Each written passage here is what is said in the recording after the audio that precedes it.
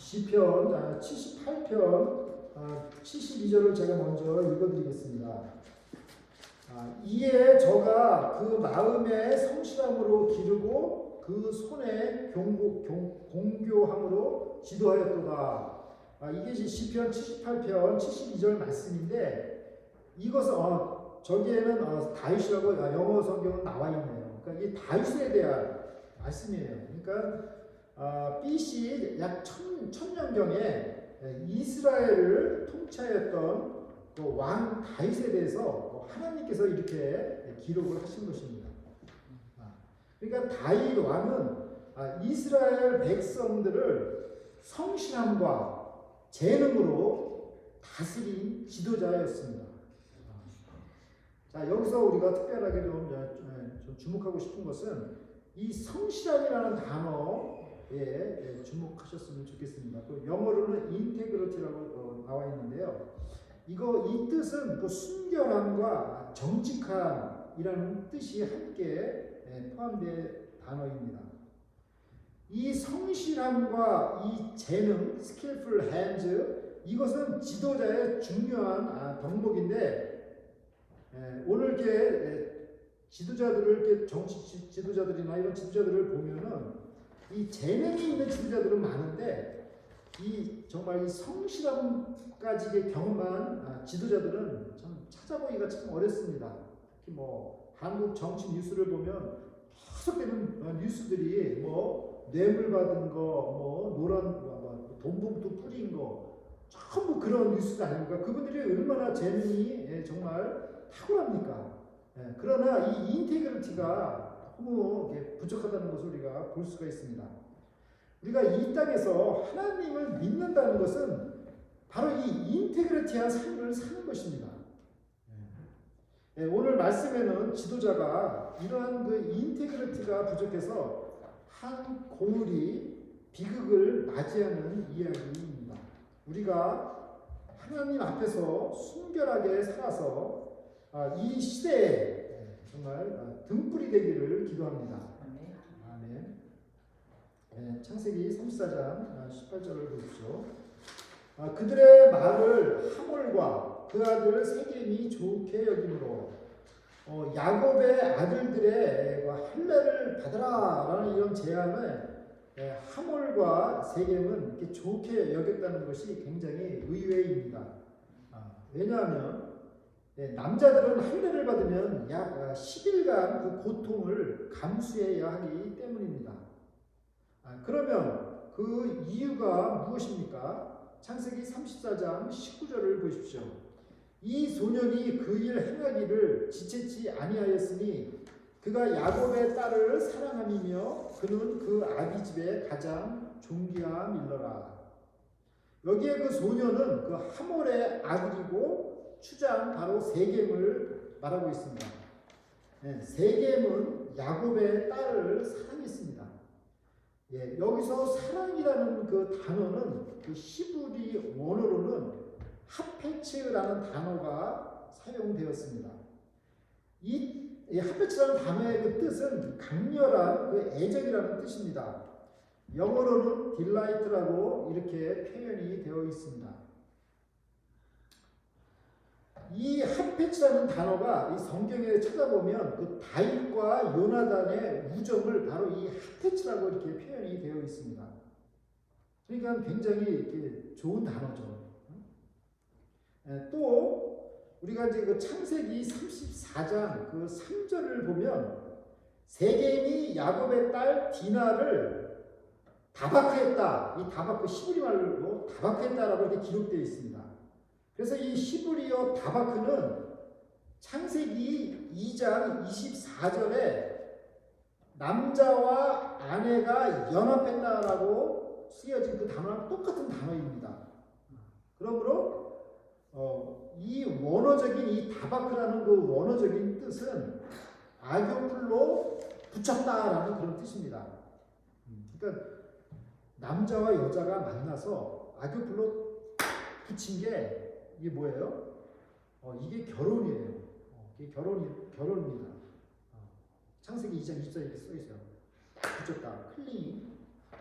근데 이 붙은 게 아주 부르셨기 때문에 이거를 떨어뜨리려고 하면 어떻게 되겠어요? 착 떨어지는 게 아니라 두 장이 다 완전히 찢어지는 게 되는 거죠. 그러니까는 결혼한 다음에 결코 나눠질 수가 없다라는 그 하나님께서 그 결혼에 대한 그 정말 순결성을 우리한테 가르쳐 주시는 것입니다. 그러니까 여기서 지금 이제 그 다바크라는 이 단어가 같이 쓰여진 거예요. 여기에. 그래서 그러나 다만 그 창세기 2장에 쓰여진 다바크하고 창세기 그 34장에 쓰여진 다바크와의 그 차이점은 창세기 2장은 결혼 후에 아가페 사랑을 했다라는 그런 뜻입니다. 그러니까는 그냥 둘이 그냥 아가페 사랑을 했다라는 그 뜻인데 창세기 34장의 이 경우는 강간 후에 생긴 아가페 사랑이라는 것입니다. 그러니까 이걸 이제 신학자들은 어떻게 이걸 설명을 하냐면 에로스 사랑에서 아가페 사랑으로 진전된 것이다 라고 이렇게 신학자들이 말하고 있어요. 그러므로 우리는 세겜은 디나를 아가페적인 사랑을 한 것이다 라고 우리가 볼 수가 있는 것입니다. 그러므로 세겜은 처음에 디나를 보고 비록 강간하였지만 정말 아가페 사랑을 한 것이고 또 이 세겜이라는 그 사람은 그 가문에서도 존귀함을 받는 그 사람이라는 것을 지금 성경이 기록되고 있죠. 그러니 이 진짜 진짜 멀쩡한 이 청년이 세겜이 디나를 열렬히 사랑하니 얼마나 보고 싶겠어요. 그러니까 그는 그 시간을 지체할 수가 없었습니다. 그래서 세겜은 곧 고을 사람들을 불러 모았습니다. 그러면 그의 영향력은 어떠했습니까? 창세기 34장 20절과 21절을 보십시오. 하물과 그 아들 세겜이 성문에 이르러 그 고을 사람에게 말하여 가로되 이 사람들은 우리와 친목하고 이 땅은 넓어 그들을 용납할 만하니 그들로 여기서 거주하며 매매하게 하고 우리가 그들의 딸들을 아내로 취하고 우리 딸들도 그들에게 주자 이렇게 제안했습니다. 먼저 그 하몰과 세겜은 정말 이 야곱의 가족들을 같이 우리 공동체로 이렇게 받아들이고 서로 이렇게 결혼도 같이 하자고 이렇게 제안을 한 것입니다. 동서고금을 막론하고 자녀의 결혼 문제는 정말 중요한 관심 분야가 아닐 수가 없습니다. 창세기 34장 22절을 보겠습니다.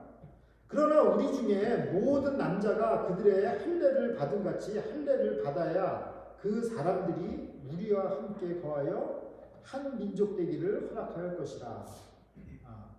그러니까 이 일을 하기 위해서는 단 한 가지 조건이 있었습니다. 그것은 할례를 받는 것입니다. 할례 받고 약 10일 동안의 신체적 고통을 견뎌야 하는데 정말 이 일을 정말 마을 전체 그 남자들한테 동의를 정말 받는다는 게 이게 쉬운 일은 아닐 것입니다. 그러므로 하몰과 세겜은 그 세겜성 사람들에게 한 가지 더 매혹적인 제안을 합니다. 창세기 34장 23절입니다. 그리하면 그들의 생축과 재산과 모든 짐승이 우리의 소유가 되지 않겠느냐. 다만 그 말대로 하자. 그리하면 그들이 우리와 함께 거하리라. 그러니까 하몰과 세겜은 야곱의 재산이 정말 우리의 소유가 될 것이라는 이런 경제적인 그 이익까지도 계산한 것입니다. 이것이 정말 그 세겜의 정말 속마음이었는지 아니면 정말 백성들을 설득하기 위한 것이었는지 우리는 알 수가 없습니다. 다만 확실한 것은 야곱의 아들들과 약속한 것과는 다르다는 것입니다. 창세기 34장 10절 보면 야곱에게 한 약속이 있죠. 제가 읽겠습니다. 너희가 우리와 함께 거하되 땅이 너희 앞에 있으니 여기 머물러 매매하며 여기서 기업을 얻으라. 그러니까 야곱의 아들들에게는 여기서 기업을 얻어라 이렇게 재산을 늘려라 뭐 이렇게 좋은 말로 했는데 자기 고을 사람들한테는 그게 다 우리 거다 이렇게 이렇게 말을 좀 바꾼 거죠. 이러한 그 설득의 그 세겜성 사람들의 그 반응은 어떠했습니까? 창세기 34장 24절을 보십시오. 성문으로 출입하는 모든 자가 하몰과 그 아들 세겜의 말을 듣고 성문으로 출입하는 그 모든 남자가 할례를 받으니라. 그러니까 세겜성 그 남자들은 이 거부 그 야곱과 정말 사돈 관계를 맺고 또 그 재산을 정말 또 이렇게 받게 되니까 이게 얼마나 좋겠어요. 그러니까는 그 할례를 받는 일에 동참을 한 것입니다. 그런데 우리가 이제 여기서 이제 주목해야 될 것이 하나님께서 세우신 거룩한 그 할례 의식을 인간의 어떤 욕망들을 채우기 위해서 여기서 지금 이용되었다는 것입니다. 이것은 하나님께 대한 무식한 행위입니다. 이러한 실수는 우리 주변에서도 흔히 일어날 수가 있습니다. 왜냐하면 무식하기 때문입니다. 하나님의 말씀을 모르면 이런 무식한 일이 반복해서 일어날 것입니다. 그러면 어떻게 하는 것이 마땅하겠습니까? 히브리서 5장 2절 말씀입니다.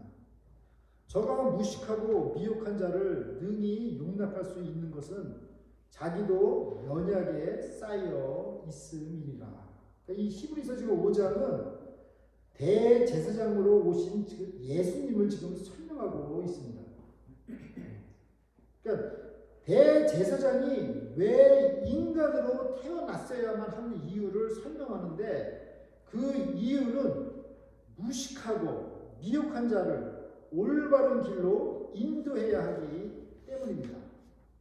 다시 말해서 그 눈높이에 맞추기 위해서 하나님의 아들이 인간으로 태어나신 것입니다.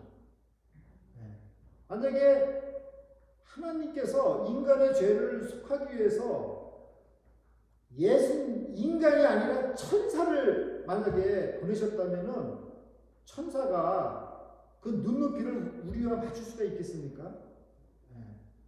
서로 다른 형체이기 때문에 맞출 수가 없는데 예수님께서 인간으로 오셨기 때문에 우리의 그 사정을, 개개인의 그 사정을 우리들보다도 예수님이 더 잘 이해하시는 것입니다. 그렇게 맞추지 않고서는 구원이 이루어질 수가 없습니다. 그러므로 할례를 제안한 야곱의 아들들이나 너희들 다 할례를 받아 이렇게 야곱의 아들들이 이렇게 이것도 야곱의 아들들도 정말 잘 무식한 거죠. 또 아무 영문도 모르고 할례를 받은 그 세계성 사람들도 다 무식한 것입니다. 이러한 그 무식한 사람들을 올바로 가르치는 것이 중요한 것입니다. 그리스도인의 사명은 상대방의 잘못을 너희가 잘못했지, 너희가 잘못했지. 이것을 진짜 무슨 송곳 찌르듯이 정죄하는 것이 아니라 그 무식함을 정말 친절하게 가르쳐 주어야 하는 것입니다. 우리가 정말 상대방의 잘못을 가르쳐 준다고 하다가 정말 송곳으로 가시처럼 찌르기가 정말 이수일 것입니다. 참 무식해서 그런 거죠. 우리가. 자, 야곱의 아들들은 어떻게 행동했는지 보십시오. 창세기 34장 25절과 26절을 보겠습니다. 제3일에 미쳐 그들이 고통할 때에 야곱의 두 아들 디나의 오라비 시므온과 레이가 각기 칼을 가지고 가서 부지 중에 성을 엄습하여 그 모든 남자를 죽이고 칼로 하몰과 그 아들 세겜을 죽이니 디나를 세겜의 집에서 데려오고. 그러니까 야곱의 아들들은 무자비하게 1급 살인죄를 범하였습니다. 1급 살인죄란 고의로 계획된 살인을 1급 살인죄라고 하죠. 그러니까 살인을 아주 계획적으로 진행하였는데 일단 할례 후에 그 3일 후가 제일 그게 고통이 심할 그때를 딱 택한 것입니다. 그리고 세겜성의 모든 남자를 먼저 죽였습니다. 그리고 그 다음 단계로 하몰과 세겜을 죽이고 맨 나중에 디나를 데려왔습니다. 그러니까 보복을 당하지 않으려고 철저하게 백성부터 진멸한 것입니다. 여동생 그 디나를 정말 이 형제들이 사랑했다면 얼마든지 정말 은혜롭게 해결할 수 있었습니다. 그런데 이들은 그렇게 해결하지 않고 아주 비열하고 신성 모독적인 잔인한 복수극으로 이렇게 몰고 갔습니다. 성경 기자는 이 끔찍한 사건의 발단을 무엇이라고 말하고 있습니까? 창세기 34장 27절입니다. 야곱의 여러 아들이 그 시체 있는 성으로 가서 노략하였으니 이는 그들이 그 누이를 더럽힌 영고라. 누이의 순결을 더럽힌 이유라고 하였습니다. 이러한 표현은 반복적으로 나타나고 있습니다. 창세기 34장 13절입니다. 야곱의 아들들이 세겜과 그 아비 하몰에게 속여 대답하였으니 이는 세겜이 그 누이 디나를 더럽혔음이라. 그러니까 누이를 더럽힌 일은 강간죄죠. 이것은 명백히 죄다라는 것을 지금 성경은 말씀하고 있는 것입니다. 그러나 또한 성경은 야곱의 아들들의 그 잔인한 행위는 저주받을 일이라고 또한 지적하고 있습니다. 창세기 49장 5절과 7절 말씀입니다. 시므온과 레이는 형제요 그들의 칼은 잔해하는 기계로다. 그 노염이 혹독하니 저주를 받을 것이요 분기가 맹렬하니 저주를 받을 것이다. 내가 그들을 야곱 중에서 나누며 이스라엘 중에서 흩트리로다. 그러니까 살인과 폭력을 주동한 그 시므온과 레위에게 저주가 내려지는 것입니다. 어찌됐건 세겜성 사람들은 한 지도자의 간관죄를 시작으로 혹독한 대가를 치르게 되었습니다. 우리가 오늘 말씀을 이렇게 묵상하면서 정말 그리스도인이라면 어떤 삶을 살아야 하는지 세 가지 키워드로 묵상하고자 합니다. 오늘은 이니셜 I로 살펴보겠습니다. 인플루언스, 영향력 뜻이고, 이그노런, 무지, 인테그리티, 순결입니다. 첫 번째 그 인플루언스, 지도자 한 사람의 영향력이 오늘 말씀을 통해서 어떠한지를 우리가 배우게 됩니다. 하몰과 세겜은 고을 남자들에게 대단한 영향력을 행사하였지만 결과적으로 한 고을이 멸망을 당했습니다. 이처럼 지도자 한 사람이 얼마나 중요한지 모르겠습니다. 나 한 사람이 잘못하면 그가 속한 공동체가 무너질 수가 있고 또 나 한 사람이 바로 서면 그 공동체가 건강하게 세워질 수가 있습니다. 두 번째는 무지입니다. 세겜성의 사람들은 눈에 보이는 욕망을 충족하기 위해 할례를 받았습니다. 거룩한 하나님의 제도는 사람의 욕망을 채우는 이용물이 될 수 없습니다. 하나님을 모르는 무식한 사람에게는 진리를 친절하게 가르치는 것이 대답입니다. 하나님의 아들이신 예수님께서도 순종을 배우셨다고 히브리서에 기록되어 있습니다. 하물며 우리는 얼마나 더 배워야 하겠습니까? 또 얼마나 친절하게 가르쳐야 하겠습니까? 세 번째로 인테그리티, 순결입니다. 하나님께서는 순결한 사람을 사용하십니다. 누가 순결한 사람이겠습니까? 죄를 짓지 않는 사람이라기보다는 오히려 죄 앞에서 진실되게 회개하는 사람일 것입니다. 다윗은 우리아의 아내 밧세바를 간음하고 비열할 정도로 그 남편이 전쟁터에서 살해당하도록 뒤에서 조종하였습니다. 그러나 나단 선지자를 통해서 자기 죄를 깨닫고 회개하였습니다. 하나님께서는 이런 다윗왕을 인테그리티한 사람이라고 하셨습니다. 하나님은 우리가 거룩하고 순결한 사람이 되기를 원하십니다. 왜냐하면 하나님은 거룩하신 분이시기 때문입니다. 세겜은 열정과 사랑은 있었으나 거룩하거나 순결한 사람은 아니었습니다. 사랑하는 성도 여러분, 세겜은 다른 사람이 아니라 회개치 않는 사람입니다. 하나님께서 보시기에 2% 부족한 사람입니다.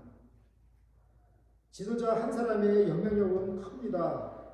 나 한 사람으로 인해 공동체가 무너질 수도 있고 굳건하게 설 수도 있습니다. 하나님 아버지께서는 우리가 순결한 삶을 살기를 원하십니다. 세겜이 아니라 다윗처럼 하나님께 죄를 자복하는 순결한 삶을 살기를 원하십니다. 우리가 이 땅에 살아있는 동안 하나님 앞에서 순결한 삶을 살아서 살아계신 하나님께 영광을 돌려드리는 거룩한 성도님들이 되시기를 간절히 기도드립니다. 다 함께 기도드리겠습니다. 하나님 아버지, 한 사람의 영향력이 얼마나 큰지를 가르쳐 주셔서 감사드립니다. 나 한 사람이 하나님 앞에서 올바로 서게 도와주시옵소서. 그래서 가정이 변화되고 교회 공동체가 변화되고 이 땅이 변화되고 새롭게 고쳐지게 하여 주시옵소서. 감사드리며 예수님의 이름으로